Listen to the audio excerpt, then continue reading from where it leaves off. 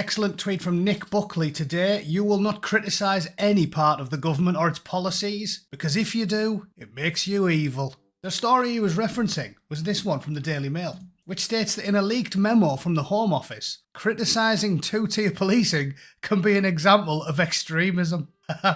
This is according to obviously Yvette Cooper and all the civil servants at the Home Office. I'm not going to read you the actual story from the Daily Mail because frankly, there's so many adverts on the Daily Mail. It's a chore to even read the website. However, I did find a better version of the story on GB News. They report that fears about two-tier policing branded an extremist narrative. Fury as the leaked document exposes the Home Office disdain for the public's concerns. Yeah, this story reminds me of Dominic Frisby's excellent music video, We're All Far Right Now. If you haven't seen it, go have a look. I'll put a link in the description. And it was quite prophetic, wasn't it? Because according to the Home Office now, if you have noticed the glaring disparity between sentences at any point in the last 4 or 5 years, in fact, it's been longer than that, hasn't it? Because as we know, politics is a pendulum. I don't think anybody claims that there wasn't a disparity between sentencing for foreign migrant men and the local white natives in the 70s and the 80s and the 90s. I think that was a thing. But then Tony Blair came in, did a hard reset, and then the pendulum swung back hard. And for the last sort of 10, 15 years, it's noticeable. Everybody knows it. To deny that is to deny the very air that we breathe. But out of morbid curiosity, I'll read you the story anyway, and then give you a couple, just for fun, even though you're probably sick of seeing examples. Also, you know, the CPS sending out a letter telling people not to arrest Puma tracky diddlers.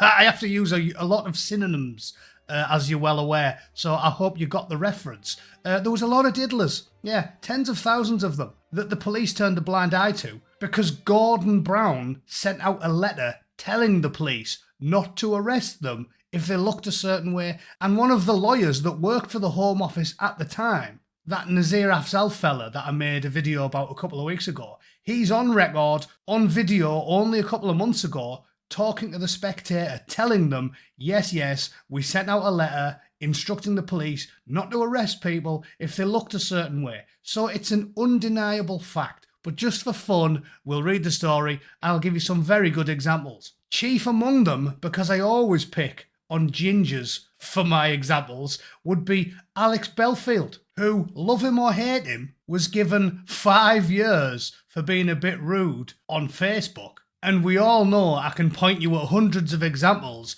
of swarthy gentlemen involving themselves in crimes such as surprise sex, kiddie fiddling, burglary, mugging, stabbings, and occasionally murder. We all remember those 2 gentlemen from Newcastle who killed a teenager and got released from prison a year later. The British legal system is now replete with examples which unequivocally prove that if you've got eyes and ears, well, you might as well have been manning a machine gun nest at Auschwitz. Sucks to be you.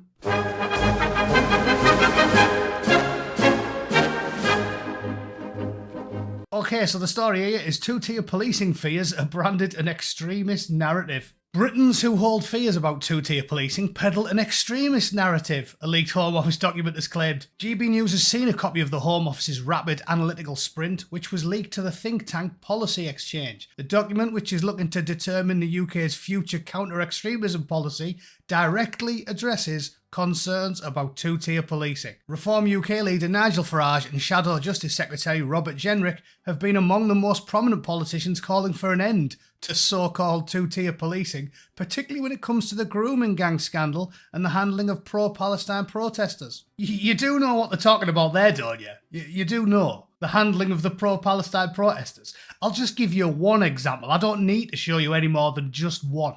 If you haven't seen this, well, I'll tell you what, I'll have to put a link in the description so you can watch it yourself, because if I try to play the audio on this video, the people that run Silicon Valley will not just instantly delete my channel from the face of the earth. They'll then send the SWAT team round to kick my door off its hinges, shoot the family dog, and then roger me over the kitchen table.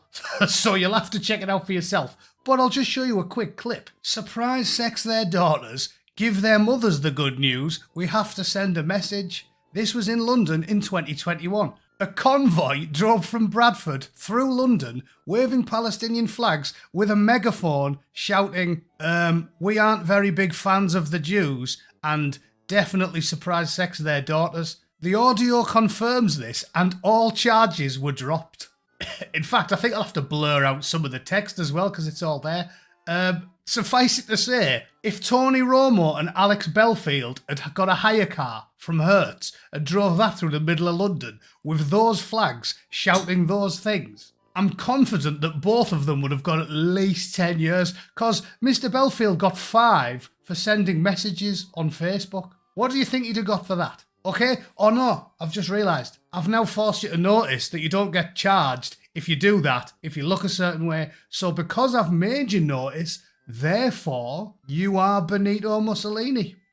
Unlucky. The story continues. The Home Office document said that claims of two-tier policing are a right-wing extremist narrative, and grooming gangs are an alleged problem, frequently exploited.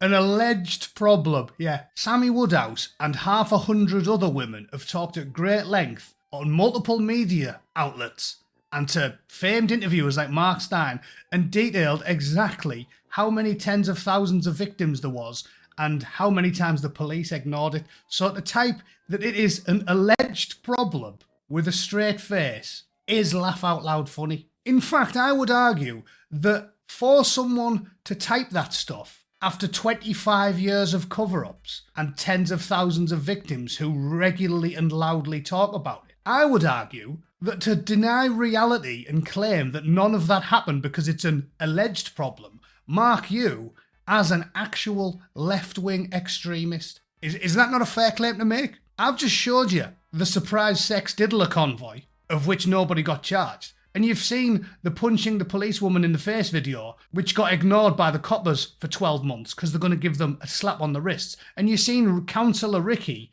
talking about cutting people's throats and then get treated with kid gloves. And you saw them 2 African chaps murder a teenager and get released from prison after less than a couple of years. And you've seen all of it, but if you notice it, you're basically an extremist. And they definitely aren't for typing up circulars and lengthy documents that fully deny reality. So who's the extremist? Think of it in any other context. If there's that much evidence for something and you ignore it and say, actually, it's the exact opposite, you are an extremist. They say that about religious people all the time, don't they? They say, oh, look at all the evidence for the Earth being 4.6 billion years old. If you deny that and say the world's 6,000 years old, you're an extremist because there's so much evidence. And we've got the Hubble telescope and we've got carbon dating and we've got all this stuff and all the physicists and the evolutionary biologists and all the men of science. They're giving you all this evidence and you're denying it. So you're an extremist. So is that not an apt point? The extremists in the UK are not the 80% of the population. In fact, it's probably higher. 85, 90% of the population that have noticed that there is most definitely a two-tier policing system. No, you can't be in this tiny minority and call everybody else an extremist, Yvette. When the entire general public is laughing at you and calling the Prime Minister two-tier Kia, and you're putting your fingers in your ears and saying, no, he definitely isn't. In fact, these gangs of diddlers, massive gangs of diddlers that thousands and thousands of women are talking about, that's just an alleged problem. Well, I've got a newsflash for you, Yvette. You are the extremist. Face the mirror if you want to look at a whack job. All right? Easy. Glad we sorted that problem out in a mere 10 minutes. Happy with that. If you disagree with what I've said, please leave a comment down below. That will help future government identify yet another extremist, someone who puts their fingers in their ears and denies reality because it's inconvenient. Oh yeah, and before I leave, I'll just show you that one example I was talking about with Mr. Belfield, shall I? It's from an old tweet, but I found it quick enough. Love or hate Alex Belfield, he got 5.5 years for being rude on the internet. Meanwhile, a worshipper of the pot-bellied epileptic desert midget plagiarist, he was given 4 years for savagely donkeying one into a 13-year-old girl. 13-year-old girl, jailed for 4, out in 2. What's his name? Manzoor Akhtar, 31. Yeah, so Manzoor Akhtar is now out of prison. He's roaming the streets after horsing one into a child. Is Alex Belfield out yet? Probably not, right? I mean, I don't particularly like the bloke, but I don't think that he should be languishing behind bars while this fella is wandering around Victoria's Secret with an 8-year-old.